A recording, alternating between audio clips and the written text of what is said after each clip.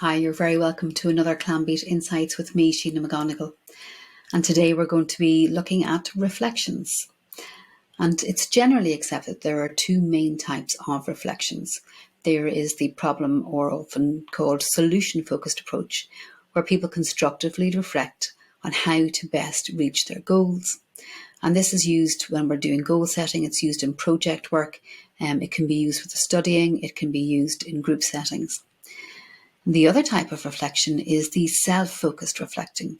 So it's learning more about ourselves, and we want to understand and possibly contain our emotions, understand our cognitive and behavioural reactions. And this type of reflection is best done when you have an understanding of your own emotions, and it really helps to increase that. So, what are the benefits of reflections? And it can be difficult, especially for young people, to see benefits in reflecting because they're always wanting to know what's next. And in this culture that we're in now, it's always swipe, swipe, and next. But we really only learn when we reflect upon something. And one of the major benefits for reflection, from my point of view, was that it stopped rumination. So I was finding myself constantly thinking, I should have said this, I should have done that. So much so that I would be doing it all day and not be present in the moment and miss so much. But when I started to set aside time to reflect on a certain topic or aspect, I could give it my all. I could write it down in a journal, or I could use my app. And that reflective time and process separated out the rest of my day for me. And it really was key in my own mental health. So another thing that it does is increases our own self-awareness. And this, the more self-aware we are, the more we can take things into view from another person's perspective. And this perspective taking allows us to understand that our own thoughts and needs are not the same as others, and that other people have their own set of thoughts, needs, goals and desires.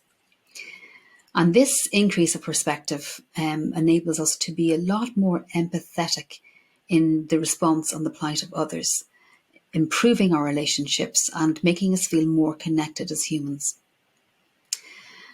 Another area of benefit is the increased self-awareness brings about increased self-esteem and pride. And these feelings stay with us longer the more we do our reflections, because we're not doing it from a space of judgment, but we're doing it from a space of self-improvement or overall improvement.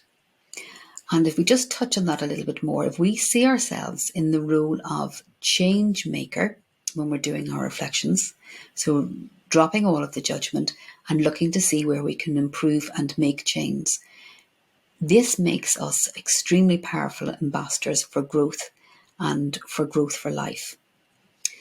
Asking and reviewing problems from this stance gives us a lot more insight into ourselves. So finally then, we're going to look at how we use reflections. And really, if you're starting out doing reflections for the first time, keep it simple. I have two questions that I use, and the questions are why and how. How would I do it differently? Why did it go wrong? Why did it go right? How do I feel about it? Why do I feel that way? So just those two really simple questions can give you a lot more insight and set you in the right path for change and for improvement. And we will put a link below for how to use our reflections within the Clanbeat app if you want to have a little bit more insight into that. But in the meantime, until the next time, go easy.